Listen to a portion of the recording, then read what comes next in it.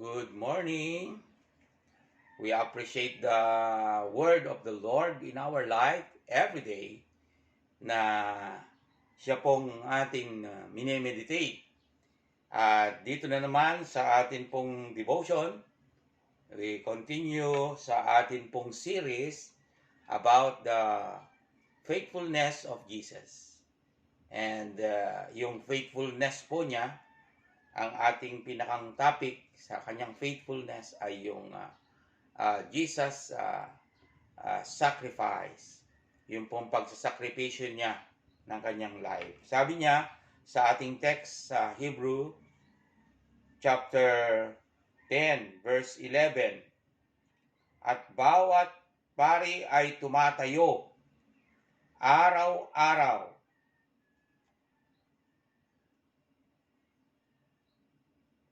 na naglilingkod at paulit-ulit na nag-aalay, gayon din mga handog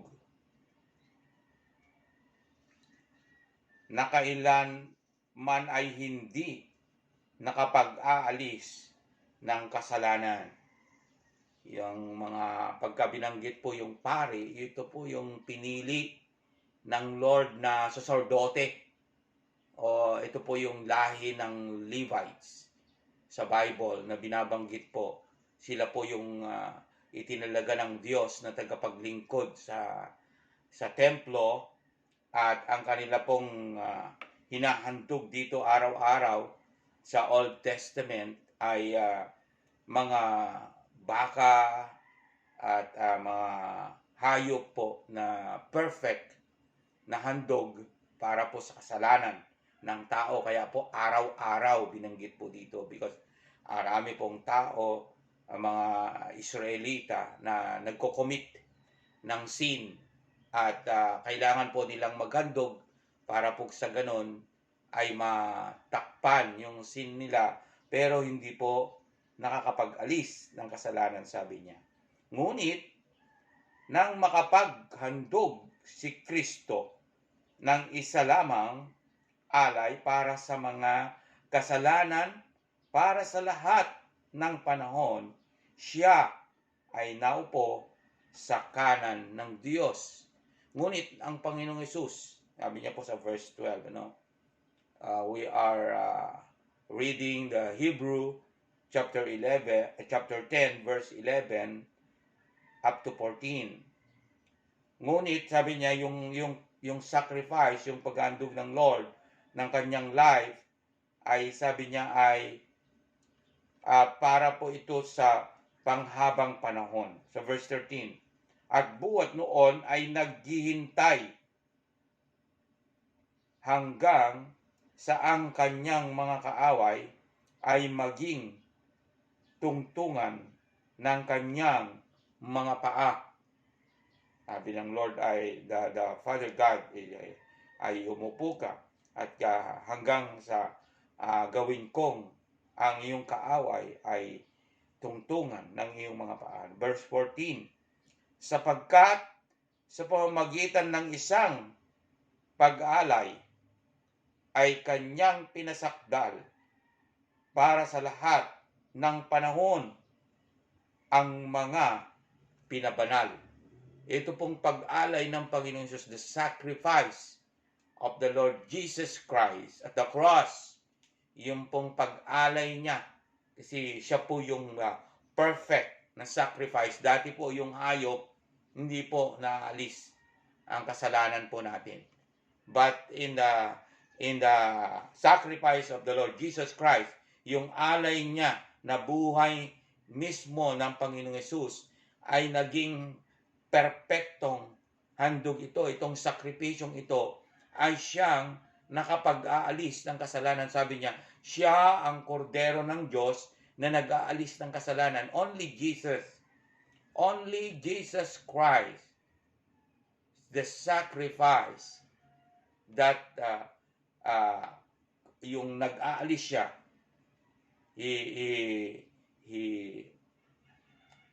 kinukuha niya o inaalis niya yung kasalanan po natin because of the sacrifice of the Lord Jesus Christ, and He is perfect na handog sa Panginoon dahil sa kasalanan.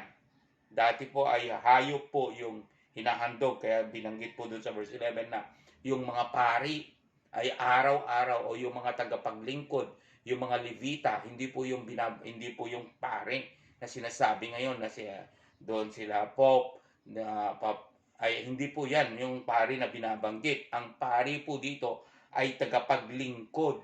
Ang ibig pong sabihin, saserdote ng Panginoon, at sila po yung naglilingkod na nagdadala ng mga hayop para po patayin at sunugin para sa Lord, nakapalit ng kasalanan. Pero sabi niya ay hindi nakapag-aalis ng kasalanan. Pero yung sakripisyo ng Panginoon, ito po ay walang hanggan, walang kapantay yung kanyang sakripisyo. Kaya nga pagka binabanggit po yung mahal na araw at sasabihin na naman na nagsasakripisyo, minsan ay natutuon sa sakripisyo ng tao. Mali po. Ang sakripisyo lang ng Panginoong Hesus, ang siyang tinanggap at kinalugudan ng Diyos Ama, na sakripisyo na ito nakabayaran ng ating kasalanan. Kaya nga po, naibabando at naipagmamalaki ang Panginoong Jesucristo dahil po dun sa sakripisyo na ito. At itong sakripisyo ng Panginoong Hesus na ito ay patunay ng kanyang katapatan. Bakit po patunay ng kanyang katapatan? Kasi po, hindi naman niya hawak ang desisyon ng tao. At pwedeng ang tao ay ayaw piliin. Katulad nung siya po ay nasacrifice sa cross, maraming tao, pati nga si Apostol San Pedro, i-deny siya. Kasi baka ang kanyang kinatakot nung kilalanin siya na disipulo ng Panginoong Hesus, ay isasama siya doon na ipako sa cross. Kaya natakot po siya at dininay niya, ay hindi ko kilala yan. Yung mismong disipulo, kasama niya, nakaranas ng kanyang kabutihan, araw-araw, 3 taon, nung dumating po yung pag-persecute sa kanya at parusahan na siya sa cross ng Kalbaryo para po sa kabayaran ng ating kasalanan, ay itinatwa. Dininay po siya, betrayed by his apostle Peter. Hindi po kinilala. At sabi niya, hindi ko kilala yan. Hindi ko kilala yan si Jesus. Marami pong taong ganyan. Ano po? At darating din ang panahon, sabi ng Lord, hindi lahat ng tumatawag sa akin, Lord, Lord, Lord, ay maliligtas o pupunta sa langit. Sapagkat, sabi niya, ay hindi nila sinunod ang kalooban ng Ama.